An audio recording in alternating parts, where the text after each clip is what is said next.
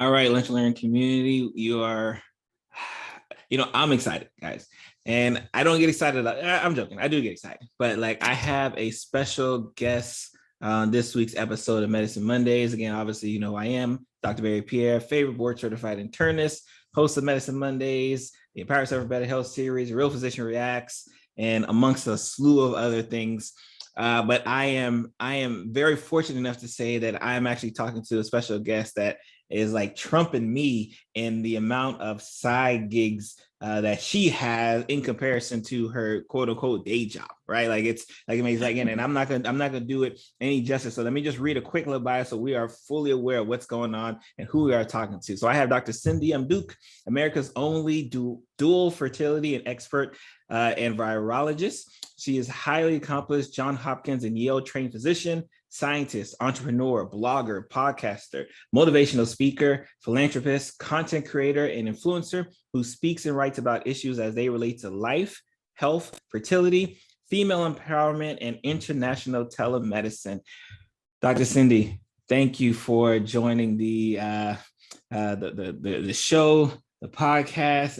Again, I'm excited. Just to talk to you, and I appreciate you for taking time out. Oh, it's my pleasure, Dr. Pierre, and I'm so excited. I don't know which of us is more excited, to be honest. So I gave a little bit of a breakdown of who Dr. Cindy is, but again, I got people who like to skip the intro. They like to kind of get really nitty gritty. Who really is Dr. Cindy, and right? How did we get to where we are at today? Mm-hmm. Well, I grew up in the Caribbean. So, the joke is when you grow up in the Caribbean, you're just used to seeing everybody doing multiple things, right? There's no such thing as people just do one job, come home, and that's it. So, right. You're always doing multiple things. So I grew up with a single mom who is, I call a serial entrepreneur. My mom, while working her day job for the government as an accountant or what they call a checker, she also, I'm sorry about that.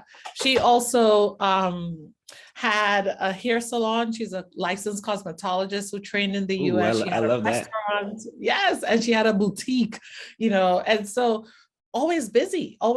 So I just never knew or thought of anything but being entrepreneurial, one, using your talents, to help make sure your family's cared for and, being multi-talented. So we moved to the US when I was 17, going on 18.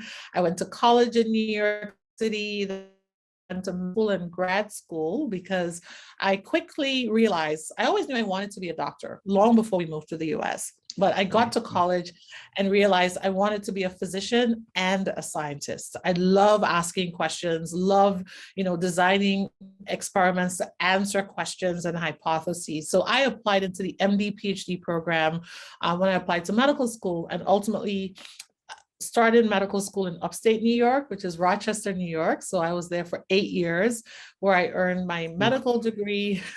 Master's. I was gonna say, because anytime I hear my MD PhD students, I'm like, wow, I gotta use yes. Yeah, I pretty much spent all of my 20s in school, right? So I started college just around 18, started medical school at 21, going on 22, graduated at 30. And during the course of medical school, realized a few things. So I entered medical school actually thinking I was going to be a pathologist. I was pretty sure, because that was the first ever doctor I'd ever met. That was a Black woman. She was a Black pathologist who also did research. So, representation really matters. For me, having met her, first I met her when I was 8, and then I met her again when I was 13, when she came back from finishing her subspecialty training there in the islands. So she was the first woman doctor I'd ever met, and the first Black woman doctor for sure. And so I always thought I was going to be just like her. So I went to medical school anticipating that I was going to be a pathologist, and then quickly realized a few things about myself. In so much as I love pathology and the quest for the answer, I really like talking to patients. Okay. I really like that interaction. And so quickly I learned from anatomy and so forth that maybe path isn't exactly where I'm going to go. And so in my second year of medical school, I was actually assigned to go to work at an OB-GYN clinic, but the person I was assigned to work with had an emergency maternity situation going on with herself. So they reassigned me to the fertility clinic. And so serendipity, I ended up at the fertility clinic as a second year medical student. So year 2 out of my 8-year program. And I fell in love. I was like, this is everything. They do lab stuff, they do surgeries, they look at the hormonal and the chemistry side of being a human, which I was a biochemistry major undergrad and loved that side of human hormones and labs and all that stuff. And also, I realized I was very, very keenly interested in how humans begin. How do we get here? You know, how do you get people pregnant and so forth? And so that was my first exposure and interest into fertility medicine. I went off to grad school, worked on my PhD in microbiology and immunology, where I really spent all that time learning how to manipulate viruses and how to use them to elicit an immune response and deliver genes. I know, fun stuff. I was definitely going to ask, because I was like how did we get to virology? Like, out of all of the, I was like, because it's interesting. I mean, like, I remember taking that little sliver during med school, but like to go in, I was like, how'd you get to virology? What was that? Like that turn, that corner said like, oh, I'm going in this direction here. Well, for me, it was 2 big things. So the first was, you know, as an MD PhD student, one, you get to choose what area you're interested in. So I was very interested in microbiology and immunology, interested in biochemistry. And so you actually get to rotate through laboratories before you decide on which lab you're going to do your PhD in. And just my luck, one of the really cool things is, as a first year med student in one of our group settings on the med school side, I actually was in a group where we had a facilitator who was Dr. Dewhurst, who turned out to be my PhD advisor. And we were doing a group session on HIV, and really just, you know, you're usually given, it's what we call PBL, problem-based learning, right? And our case happened to be, you know, they usually give you this case where the person presents, they'll give you 3 lines the first day, and you start figuring out how to work your way through the clinical investigative process. So these 3 lines, what are you thinking? What other information would you want to know? Send each other home with homework. And then tomorrow they'll give you a little bit more information, and you build on that case for a week. So he was our facilitator. Oh, okay. Nice. It's a really we definitely had a different, we were like midterm test. Yeah, no, we had tests too, but that was how they taught us the clinical decision-making process, right? You had to work your way through cases.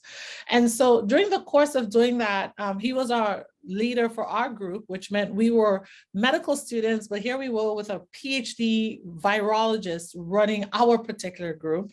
And, you know, it's just any question I asked him, he got excited and would answer. And I was very interested, not just in the HIV, but the public health side of HIV. And I kept asking, well, how come people haven't done this? And he's like, you seem to like viruses a lot. And I was like, yeah, doesn't everybody? And so he was like, you know, if you ever need to talk, just come if you have any questions. And yeah, so that's what I did. I set up a meeting with him to find out more about the research in his lab. And we started talking, and I told him my interests. And he said, you know, I think there's a project you can work on. You can certainly apply for your own grant funding, which I did. So I rotated in his lab first. And then I rotated in an immunology lab, and I rotated in a biochemistry lab. And then by the end of that, by the end of my second year of med school, I did my step 1 of the USMLEs and decided, you know what, that's the lab for me. So that's the lab I chose. And so I was there for 4.5 years in the lab, just working. My PhD project was actually the optimization of HIV immunogen design for delivery using a herpes simplex virus type 1 base vector, which meant along the way to compare, I created adenovirus vectors. I created vectors using, now for those who are wondering, adenovirus vectors, yeah, the same vectors that now we see in the vaccine. We worked on DNA constructs, which were, many of them were precursors to now mRNA vaccines. And so a lot of that stuff, and just really assessing how the immune response would look like if you use these different things to either target different genes or target the immune system. And so during that time, I also continued going to clinics once a week. So I spent, of those 4 years, half of my 4 years in the lab, I would go to the infectious disease clinic every Wednesday to just go to the HIV clinic, which was primarily HIV, but you'd see other infectious disease stuff. And then also I spent a lot of time on the oncology service because I was very interested in pediatric oncology, given that there was a lot of interest there in terms of how you could use genes, including virally delivered genes, viral vector delivery, to do therapeutics. So a lot of that now, what I love is here we are 15 years later. That was going to be my follow-up question. Yeah. That was well, obviously I'm pretty sure you couldn't imagine, but like, could you imagine it coming to a head? Like your specialties and for the lunch learning community who may not know, how do you become a fertility specialist? What is the training tracks? So for fertility specialty, because really what I'm describing here are two parallel paths that have now merged to make me the first, right? Because there's no, when I say America's only, it's not just me deciding, yeah, I'm going to call it that. There really isn't another fertility doctor in this country who is a virologist. And so, so I did those 4.5 years, finished my PhD. Along the way, you get a master's degree. What's interesting about that is it means you start medical school with one class, you watch them graduate, you watch other classes come in, start, graduate, and you're still there, and so by the time I graduated with a medical school class that started 4 years after I started medical school. Wow. Which means, you start off. So you don't know any of them because I don't know any of them for the most part. And I'm also now one of the older members of the med school class, having started class originally with people who were my age. I was young. I was 21, when I started med school. And now here I am 30, watching 26-year-olds and 25-year-olds graduating with me. But, there were a lot of pluses to the process. Yes, I spent all of my 20s in grad school, but there's a lot of maturity that came with that. A lot of critical thinking skills that came with that, and also a lot of confidence that built with that. So like I said, I was initially introduced to the fertility clinic as a second-year med student. So when I was finished with my PhD, because you don't start your third year of med school until you've finished your grad school. So just imagine that you do second year of med school and then you go off to the lab for however long it takes before you can come back and do your clerkships. So I came back to my clerkships at the end of my 6th, going into my 7th year of med school. And so I came back knowing I was very interested in women's health and fertility, and specifically meaning I would have to do OBGYN and then a fellowship in reproductive endocrine and fertility. And so I started out my clerkships with neurology and psychiatry. Actually, no, I make that up. I started out with family medicine because I decided that might be the best way to re-immerse myself into this kind of primary care setting. Yeah. Mm-hmm.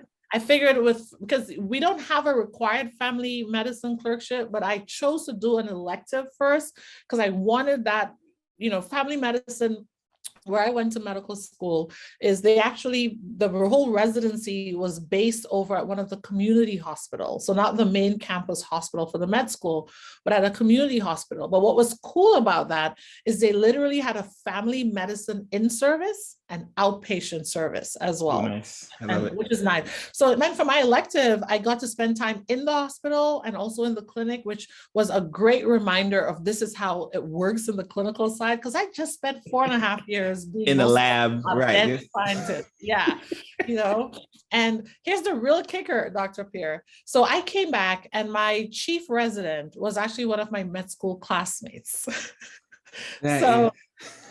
And that's the thing. So here I am, a third-year med student. And as I start going through my clerkships, a lot of either my chief residents and even my attending on some of my rotations were my original med school. Oh, that is funny. Isn't that freaky? Yeah. Oh, wow. And at first I was very intimidated because I thought, I don't remember some of this stuff and so forth, but it actually worked out to be really good because it turns out, I guess people liked me. So they were all like, oh, Cindy, oh my God, it was so happy to see me, Yes. Yeah, you'd be on rounds, and when they're like the gunners who like won't let you talk, and the attending would be like, I want to hear what Cindy has to say. And people are like, why does the attending choose you? And I'm like, oh, I know the attending when we were back in first year med school. Way back. Like we got a relationship here. This isn't just like spur of the moment here. They know me. And so I always say that to people who are in the MD PhD route, because there is really that trepidation, right? Because I remember being second year in grad school, still working on getting my master's, and there were my med school classmates graduating with their MDs, going off to lives, knowing where they're going to be, and I didn't even know when I would have my PhD. So now here I am. And so, so I went through that, applied into residency, ultimately chose to go to Johns Hopkins Hospital, and they liked me too. So I matched there. So I did my residency for 4 years in Baltimore. And then to be a fertility doctor, you have to do subspecialty training as well. So then you apply into a 3-year fellowship program. So really what I'm saying is after college, I did 8 years in med school / grad school. I was counting. I was like 4 years in residency, and then 3 years in fellowship. And if you add college, then that's 21 years of training after high school before I was a fully fledged practicing doctor and scientist. I love that. And reason why is because I think a lot of times, especially we do it all the time when we're talking even to our pre-med folks, right? And we're telling them like, oh, you come here. And the first thing they say is like, how long does it take to be a doctor? And they're always worried about this time aspect. But when you're, I'm pretty sure it probably doesn't feel like it while you're in it, but like when you look back, like that time like kind of flies, you look up, right? And then you're graduating. Right, like the time just moves, and that's what I always try to encourage to my pre-meds, like don't look at the time, like you're gonna be 30, 35, you're gonna be that age anyways. So like, why not be that age doing what you love? Doing what you love. And I was scared, I won't lie, because, one is, so there I was, for example, I remember I had what I call an existential moment at turning 26, and I didn't expect it, right? But I was turning 26, and it just so happened that my med school class had just graduated. And I think it hit me. The question was, well, how much longer are you going to be here? I had also run into another MD PhD student who had been there for going on his 10th year. And so I think that had hit me, right? It was like, oh my God, you may not be out in 8 years. You might be here watching 5 more classes come and go before you're done. And so I remember, I tell people it's weird. I didn't celebrate my 26th birthday. I didn't want to, because I was so just disturbed by the idea of what's going to happen with the rest of my 20s. That lasted for about 2 months, where I was just like, what am I going to do? I kept writing all these plans about what I'm going to do and so forth. And then I got over it. And the next 4 years went by without much issue. I really got into the PhD work. I got to travel the world to present some of my data. So I went to Paris, I went to Switzerland, Germany, Montreal, presenting my research, met Dr. Fauci while I was still a first year. Nice. Grad student. Yeah, I met my first encounter with Dr. Fauci was in 2003, because I was on an NIAID grant, which is the National Institute of Allergy and Infectious Diseases. I was on one of their grants. And so there I was going to a big conference in DC, and in walks superstar, Dr. Fauci, everybody's like, oh my God, it's Dr. Fauci. So it's just so amazing to watch even his career, where I already thought he was meteoric in 2003. I tell people all the time, like, the way they used to talk about him, and obviously I'm an internist. Yes. So like Harrison, right? Yes. Is like, so like, and when people would talk about him, I'm like, I don't know if y'all know who like that guy is. Exactly. Like he's our person. Yeah. Like the way y'all talking about him, like he's some regular Joe Blow. Like, no. Like, that's the thing. I was like, you guys don't understand. He is the doctor's doctor and he is the scientist's doctor. And if you talk to the virologists and the immunologists, but especially the virologists, of course, we know who Tony Fauci is. We know him, we trust him. And so I think that was one of, you asked, could I have predicted 2020, 2021? I wouldn't have predicted the pandemic, but I'll tell you why. Right? It's not because I didn't think a pandemic could happen, but I really thought that there was a lot put in place to prepare for that, because a big part of the time spent for me in grad school is there we were in a post 9/11 world. And to set the stage for people, I started medical school in 2001. I went to college in New York City. I started medical school on August 13, 2001. 9/11 happened barely a month later. Wow. Right. And 2 days after that was our first big final that they said we couldn't miss. So that's just how much 9/11, it's etched in my memory. I still remember what we were in our lectures and we got these pages that said, you have to come to the main auditorium right now. I remember walking into the auditorium and asking myself, what kind of movie are they showing us? Because we walked in just at the moment where the second plane was about to hit the tower. Right. Wow.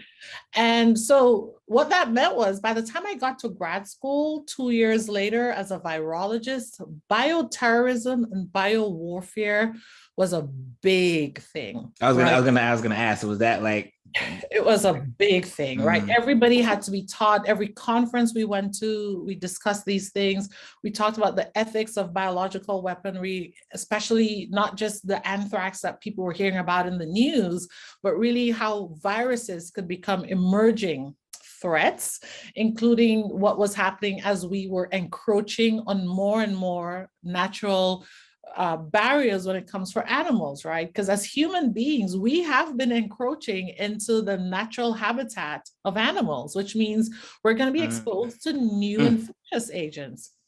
And so with that also came, President Bush had all the different plans and the response plans, et cetera.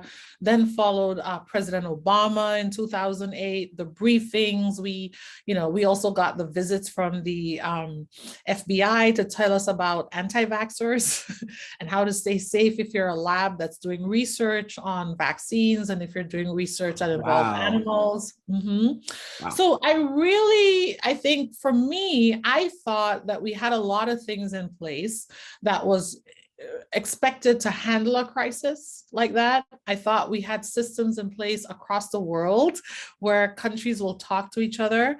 I never anticipated, of course, what would happen with the particular regime that was in power. Right. When the pandemic started.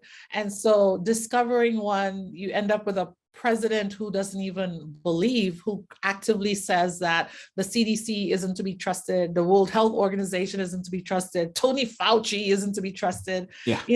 So we had these active undermining of all the systems. And then we heard also about the fact that they weren't really renewing any of the pandemic response and the crisis response and so forth.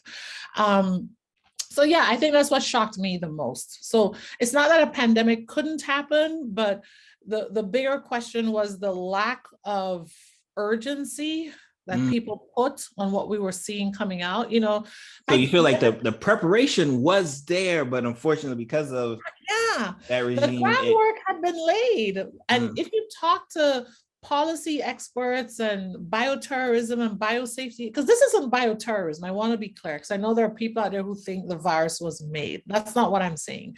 But part of the policies to prepare for threats that could lead to pandemic level infections involve preparing. How are you going to notify the public? How are you going to tell the public about safety? How are you going to get the messaging out? How are we going to make sure we have the right amount of supplies? So, discovering that our ventilators, we didn't have enough and we didn't have a backup system, discovering that our national supply of N95 masks had expired and this had expired and that had expired, really demonstrated that even when people put things in place, if you don't have that continuity, right? And we talk about that in medicine, if we don't have good handoff, if we don't have good sign out, if we don't have good continuity, things things go bad. Yep. And that's what happened to us as a nation. We became the patients as a result of not so great sign off and not so great oversight. Transition. Now, and especially because you kind of mentioned how your worlds were kind of parallel, right? Fertility kind of specialist here, virologist here, and then here comes this pandemic, right? That really forces, and the reason why in Lunch Learning community, like I first met Dr. Cindy in Clubhouse. Yes. And like, first of all, like just how amazing and how knowledgeable she was. I was like, oh yeah, we got to see if we can get her on the show, right? I said literally, but that's what I always do when I'm around smart people. You meet amazing people, right? Yeah. But like I can see how you continuously had to blend like your expertise in fertility and then your expertise in virology, because it unfortunately it came to question, right? Like people kept asking like, well, but if I'm doing this, can I do this? And can the virus, like you kept having to like answer, and then which we loved, right? You kept having to be kind of that foremost expert, because again, I tell people all the time, I went to internal medicine because I did not want to have to deal with women's health and children, right? That was one of the kind of reasons why I went this direction. And like women's health is already kind of a blur to me a lot. And obviously there's virology. Again, I did well in microbiology, but again, I'm not in infectious. So like seeing you being able to kind of stand on both pinnacles and really expand the knowledge and tie it together I think was something that like really kind of drove me to like, okay, yeah, no, she's the woman. She knows exactly what she's talking about here. And you know what's interesting there is that's why I describe them as parallel, because before the pandemic, people would act like it was impossible that you could do both, right? Which meant as I went through my OBGYN world and training, they were like, oh, you have a PhD, that's cool. But they never thought I could apply it, which I was always like, everything about our world is everything I studied in my PhD. The immunology of pregnancy, the immunology of how does a body not reject a pregnancy growing in it that's half proteins that doesn't belong to it, right? Nice. How do we trigger genes to turn on, turn off? All that stuff is what actually my world of microbiology, immunology, specifically viruses and eliciting responses. That's my whole goal, was doing that. But it was impossible to tell a lot of people within the world of OBGYN that, hey, my PhD is directly relevant. Now, I'd give some people credit. There were a handful of people I met who saw and were like, whoa, I think that's amazing. You're like on the frontier of our field. And then similarly, if I went to the people who are the virologists, microbiologists, immunologists, they're like, well, why didn't you go into infectious diseases? Why didn't you do more pediatrics or internal medicine and a subspecialty, OB-GYN? But I always knew there was a special place, one, because I'm an immigrant. And I distinctly remember the role viruses played in our lives. I distinctly, from my grad school time, recognized that a lot of viruses that we don't talk about have major impacts on how pregnancies survive, their ability to actually yield a baby. And ultimately, of course, the way vaccines work, especially when it comes to that special population in pregnancy. And so, the pandemic news comes out, and I have friends who are like, oh, this is all scary. Because I've never gone around telling people I'm a virologist, right? Only those who are close to me remember Cindy's a virologist. And so I remember, going that's interesting. So it never really kind of came up, like, especially with your just general patient care. Like it was like, oh, but by the way, I do this right as well. Yeah, too. It came up for my patients, yes, but even the patients are like, oh, she has a PhD in microbiology. But I don't think, because here's the thing, right? If you think about it, how many times have you thought of a virologist pre-pandemic? Oh yeah. I mean, people just didn't think of, virologists play a role. Most people, if we're honest, didn't know virology existed, right? And so, because that was one of the first things I saw some people coming forth and talking, but they're geneticists. Maybe they studied microbiology, which is bacteria, but not virology. We're actually a very small subset of microbiologists and immunologists who are actually virology trained and focused and tracked. So, I went live on Facebook, and there were over 700 people watching and comments, and it went viral. Over 100,000 people sharing it and stuff. And this is going to crack you up, Dr. Barry. So I got a call from my mom, and my mom called and she said, hallelujah. And I'm like, what's wrong, Mom? And she's like, all these years I was wondering why you did the PhD. Oh, that is too funny. She said, and now I know why. She said, now I get it. She's like, thank you, God. You've given me a virologist in my family. Oh, I love it. What's hilarious about all this, my mom came to my graduation. She had the flag. She was proud. She took pictures with everybody. But apparently for well over 10 years, she actively had questions in her head, over 12 years actually, about what is she doing this for? She's going to be a doctor. Why does she need this PhD in this virology thing? Oh, that's hilarious. And I can see it, because you're so right. The amount of people who knew, what virology, or really understood the importance of it before, COVID-19 was a very small number. Oh. And so here you have this virus that's now pandemic level, and here you are having to answer, still having to have the one hat on. You're the fertility specialist and answering questions on fertility and lack thereof. And now it's like, all right, I got this virus here. What can this virus do? Right. Yes. Because we remember, and you, especially we were both on those little clubhouse rooms when people would question, whether, COVID could affect fertility, could it not affect fertility, whether the treatment could affect fertility, not affect fertility. Like, how did you juggle, both of those worlds, especially with your patients and patient care and the people you kind of come in contact with? Yeah, I'm really glad that I was able to be that person that could come out and say, no, that's a theory, that's hypothetical. No, this class of viruses wouldn't do that.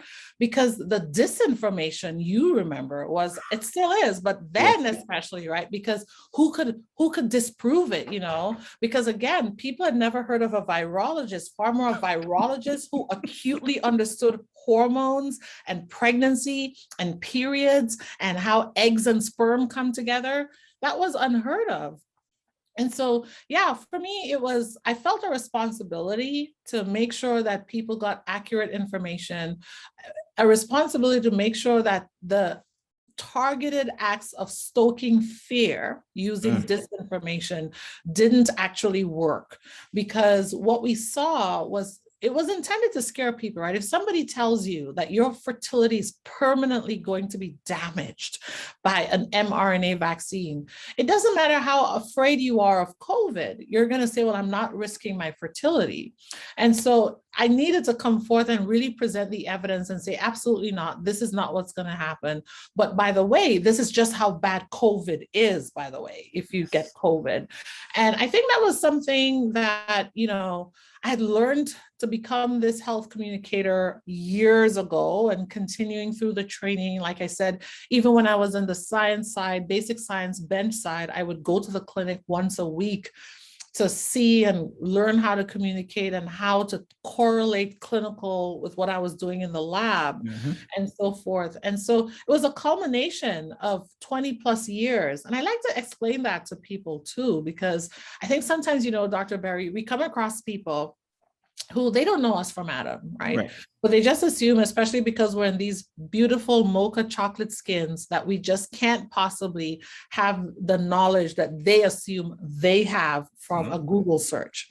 And so, I have to explain to them, when I'm speaking to you, I'm not speaking to you from having spent overnight going down the Google rabbit hole. I'm literally explaining to you after having learned not just cover to cover all those big books, but living it in the moment, living it in the lab, actually investigating that placental interface to see what happens with viruses, what happens with, information. And so, like yesterday, I saw someone retweet a podcast I'd appeared on in March of 2020, when I was telling them about why vaccines for COVID will be safe and how they will work. And she retweeted yesterday saying, you have to listen to this podcast because Dr. Cindy was spot on. And people are going to be like, oh my God, she's amazing. She was like a prophet. But it wasn't that. I literally used the science and what we know to be true about how viruses work, how pregnancies work, how DNA, RNA, how they all work, and how a fetus's immune system is supposed to be primed to prepare it for birth, right? And so, but it's because I studied this. So, yeah, I know there are some people out there who made themselves experts with no experience whatsoever. And I think that was a scary thing for me. Because and like I mentioned it today, like because I've at the time we're recording this, this basketball player, holding social media hostage, right? And I was like, why are we listening to a basketball player? Like, what is happening here? That like a basketball player would command any attention, right? And when it comes to healthcare and medicine, but like unfortunately, I've always talked about how especially in this society, we sometimes favor social capital more than intellectual capital. Yes. So because they tend to have more social capital, aka celebrity, right? People like gravitate towards that more than the folks who've been putting in the work. But right? In addition to that, Dr. Pierre, it's also by design, right? If you look at the African-American community, the Black community, for the last 30, 40 years, what have we prioritized in our community as signs of success? We said you had to be an athlete or an entertainer for you to be considered influential or successful. So it doesn't surprise me now that those particular segments of our society would be more willing to believe the basketball player when he says he's got concerns about vaccines versus you or me, who's also a trusted member of the community. But because our career path and our career trajectory wasn't signaled and heralded as equally important, equally famous, you talking about this, impactful. Yeah, I love it. And so it's by design. So now what we see is they don't trust doctors, they don't trust scientists who look like them, but let that actor, singer, or basketball player, because it's primarily basketball or football, right?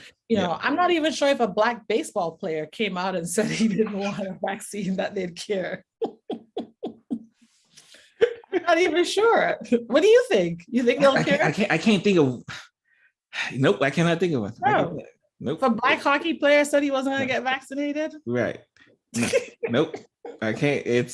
But it's by design. For the last 4 decades, if you ask, who was it? Like, we were in school. The Black kid who was doing well in school academically, they weren't really going to get awards, etc. It was the athlete, right? And we're not jealous of those people. I'm just saying it was by design. So now we're seeing the effect of 4 decades of only elevating that aspect of career path.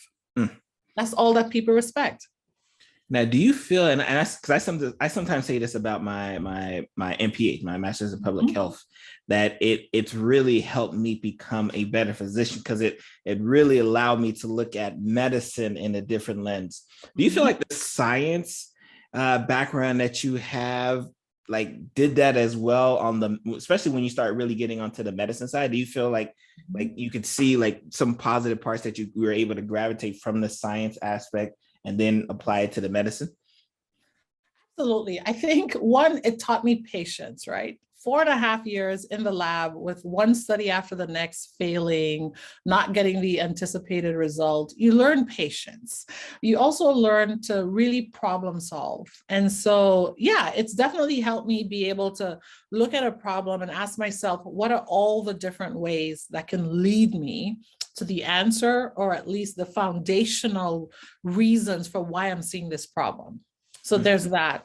But it's also taught me humility, right? And I think humility is such a big part of medicine. And I think humility is also what confused some of our colleagues during this pandemic, which is for the first time, many of them were forced, sadly, to say, I don't know. And they weren't comfortable with that. So they started running their mouths with all sorts of theories that didn't help, because they weren't comfortable saying, I don't know, this is not my expertise, let's defer to those who are experts.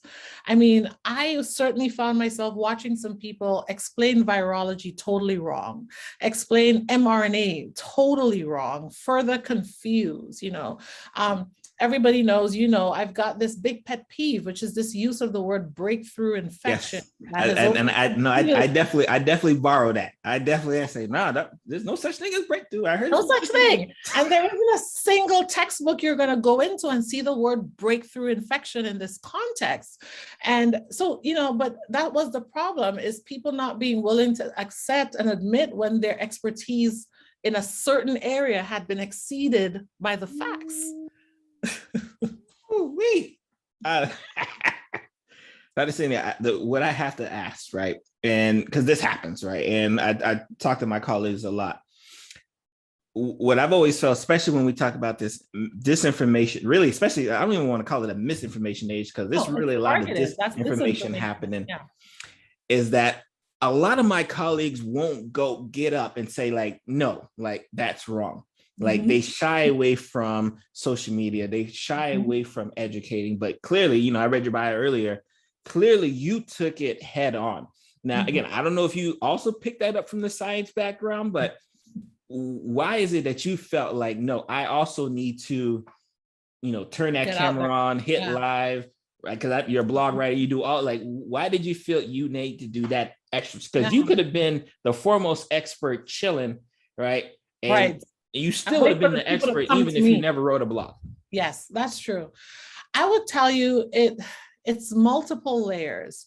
So yes, having been in grad school meant I am comfortable writing. I'm comfortable parsing through data and putting it in a concise, communicative form. But that said, most people would argue that people who study basic science, the way we communicate is still different. So that's where medicine comes in, because you also learn how to talk to people ideally, right? We're taught you should be able to talk to your patients at a 6th grade level. And so that also helped. I think growing up in the Caribbean, being an immigrant to the US, I also recognize how different communities can actually have disparities in how the mainstream talks to them. I definitely understand the meaning of representation and why it matters, and why, someone looking like me needs to get out there and talk as well. Someone like me needs to get out there and let people know, hey, as you remember, early in the pandemic, one of the big pieces of disinformation was this myth that Black people can't get COVID. Oh, yes. Oh, I remember that. And the moment I heard that, I had to jump on and say, hey, guys, that's not true. And listen, this is all made up, So because immediately there were so many communities who heard that and thought they didn't need to mask, they didn't need to worry. Meanwhile, in reality, Black people were already dying at rates 6 times other populations, but they were hearing this active, targeted misinformation, which is what disinformation is. Misinformation is you're spreading things that you don't know to be a lie, but you're just misinformed. Disinformation is when you know it to be a lie and you still actively spread it. And that's what was happening, because the facts had clearly shown that Black people were dying from COVID and dying at higher rates in the US. But here was this myth just running wild. And I'm on Twitter, I'm on Facebook, and they were tweeting. I'm like, guys, like, I'm taking care of patients right now. Like, what are y'all talking about? What are y'all doing? And so it was all those things that let me know you've got to go live. I had seen a series of posts of people saying, well, COVID isn't in Africa. And I was like, well, that's because many places are shut down right now. It's just a matter of time before it goes there. It's a matter of time before it comes to the Caribbean. So that was part of what made me feel like I had to get out there on top of what I was already doing. And so what I was already doing was mostly fertility stuff. I think it's fair to say, if you go back and look who was the first visible Black doctor talking about fertility on Instagram, Twitter, it was me. And I did that because I started a practice in 2016 here in Las Vegas. And I came to Las Vegas not having been from here. I don't have ties to the city. And something unique about Las Vegas, 2 things. Everybody knows Vegas for the casinos and the hospitality industry. But what that really means is the commercial market is expensive, right? I can't just show up and say I want to buy a commercial on TV. I have to compete with Caesars and Harrods. I don't have that kind of money. So that was part of why I went to social media, because I realized I will need to use social media to meet my target audience. because I'm not going to get on TV just like that. The second reason that I chose to do that as well is, in so much as Vegas is a big cosmopolitan city, it's still groups with holes over different things. And so no one knew me. I don't really have contacts in the community. So there was no one who was going to help get me a spot on TV to talk about my clinic, or get me on the radio to talk about my clinic, unless I was going to be paying big money to get a paid spot on TV or radio. Didn't have that for a startup clinic. And so that's where social media came in. And that's how we grew this practice. We're a practice making multiples of 7 figures per year in revenue. And the vast majority of our marketing is on social media. Not a big budget. It's just me creating. Now I have help. I have a virtual assistant that helps me create my videos and all that. But my first 3 years, it was all me. It was all me doing the blogs, the videos, posts. Yeah, it was all me. The reason why, because again, I wish, especially I know I have physician colleagues in the lunch learning community who watch this or listen to this, and they still shy away from social media. They still don't understand how social media can be. Even though I be screaming, they see me, I be screaming from the rooftops like, guys, you need to get online. Like, please get online. Like, they want you. They're like, they're Googling questions that you need to be there to answer. Like, because if you are not there to answer, you run the risk. The person with the misinformation is going to give them that answer. And, but that's another by design situation, right? If you think back to your time in medical school, all they did was scare us about social media. Yes. We were scared continuously about social media. So I understand why, especially physicians, they're scared to go on social media.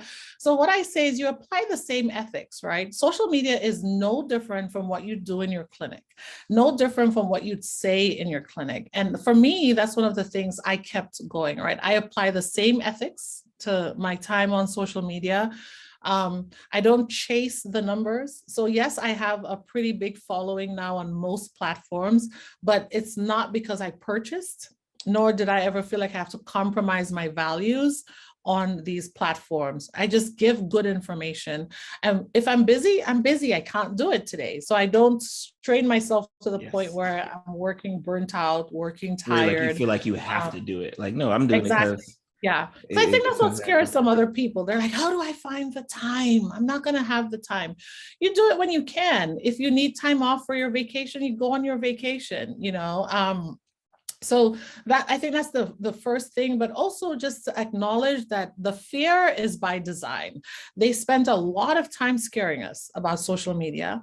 They spent a lot of time, telling us all the bad things about social media. But the truth is, especially if your patient population is under age 60, they're on social media. That's where they're getting their information. That's where they're looking up their doctor. That's where they're deciding if you're the good fit for them. That's where they're deciding if to even come see your specialty, far more you. And so, and don't worry about Yelp. Yelp is where all the angry people go. Yelp hasn't figured out how healthcare works yet, because I know Yelp is what scares a lot of people as well. Forget about Yelp. We're talking about all the other parts of social media. I love it. So Dr. Cindy, before we get you out of here, like how can someone connect with you? How can someone follow you? Where are you at? Are you working on anything? Like let's let lunch community know. Like I said, I'm very excited. Again, I was very excited to get you on, because I don't think people realize just the level of expertise that's just like walking around social media, just chilling in their excellence. And so, that's why I like to bring the excellent folks on here, so they can see like, hey, like these are the people I follow, guys. Like look at this amazingness that's happening over here. Yeah. So Dr. Barry, I don't know that but I've been following you on LinkedIn long before we met on Clubhouse. Right. And I knew about Lunch and Learn since then. So I think, if people are looking for me, it's easy. I'm at Dr. Cindy M. Duke across social media. He's not wrong. You name the platform, I'm probably there. As you know, I started what I call the My Dynamic Uterus movement on Clubhouse, which is now the largest reproductive health, fertility, and pregnancy-based club there on Clubhouse. It's one of the top 10 health clubs. Yeah. And so every week we cover issues issues as they pertain to reproductive health. And it's a very inclusive club. So it's not just for people who identify as cisgender female and male, but also those who are transgender, those who are non-binary, and we cover all questions. And so there's that. There are my blogs, which you can come across. I'm also a featured writer for Medium and their subsidiary, which is The Startup. I'm also a contributor for Thrive Global, which is Ariana Huffington's newest publication. So we do contributions there from time to time, and always active on Twitter and Instagram and LinkedIn, because I love talking about entrepreneurship and just the journey to where we are. And I mean, honestly, that's probably, I mean, we could probably have a whole episode on itself. Cause again, nothing like warms my heart more when I see like my physician colleagues like take that mantle that like, yes, I'm in excellence in what I do in regards to this medicine thing, but like, no, like I understand that this is a business as well. And I'm also excellent at that as well too. I absolutely love that. Yeah. And it's all about learning your niche. I think, there are many people out there who are also scared over the notion of a physician having a side gig, right? Yet we're the only profession at this level that is afraid to use all our talents, right? Because again, by design, we were scared away from the idea of being multifaceted, multi-talented, right? And in my role, because of that unique position of being a physician and a scientist, I do get to meet a lot of entrepreneurs and people doing startups, or those who've done serial startups and moved on to new things. And that's never something in their mindset, right? They've never felt like they need to be boxed in. They've never felt like they're greedy for doing more than one thing and doing it well. Talk to them. Yes. You know what I mean? And so I think that's something we need to unlearn. I don't mean do so much that you spread yourself thin or you don't do things well, but I think we do need to liberate the mind of those of us who went through training for all those years, learning all those talents, honing all those skills, and suddenly being told you only fit in this box. Small box. Dr. Cindy, again, thank you for all that you do. Thank you for continuing to lead, not only for physicians like me who see like excellence in so many multifaceted fields, but understand that like, yes, I can do it too. If I put in the work, I can do it too. So again, I appreciate you joining the Lunch and Learn community, blessing us today. It's been such amazing. Like I said, continue like to just do what you're doing, right? Because it's already there. Again, I don't know where you go from here, but clearly the sky is the limit for you. Yeah. There's a lot coming. I'm really excited about some projects that are coming up. I have a couple books that I've been sitting on for a long time, because that's me, right? I keep working on things and then I'll back burner them, thinking it's either not the right time or do something else. I even call it planned procrastination. So if you're someone out there and you're like, man, she's doing so much, recognize that a lot of the things I'm doing are things that I started a while back, actually, and finally came back to finishing. But it looks prolific because I had so many things in different stages of progression and completion. But there's that coming, and then a few cool things. So my brother, who's an actor, and I'm more his silent-ish partner in a production company. And there's some projects coming from that. That will be announced within the next 6 months or so that I think are going to be super cool. And so I encourage people to stay tuned, follow me. I will share. I have some cool speaking engagements coming up. So that's one of the things, Dr. Berry, I'm sure you have experience, right? I'm a cheerleader. So yeah, whatever you're doing. I didn't do social media expecting speaking engagements, but now people ask me to come talk to their corporate. Wow, I'm surprised because especially because of the command that you have. I'm like, again, it just may come natural for you, but yeah, she should be speaking somewhere. Yeah, but I didn't think of it. I didn't sign up with a speaker bureau or anything until people approached and said, hey, would you like to be a part of this? And so I think it's also important to let people know that. So some of it will fall in your lap some of it really you're just doing the thing you love, which is, for me, I love breaking things down, communicating, and then people notice that and they would approach you with opportunities. I love it. Again, thank you, Dr. Cindy. You're Thanks amazing. for having me. You're too. amazing. And any time, any book, please let us know, so we can make sure we funnel that information to the Lunch Lane community as well. Will do. Thank you for having me.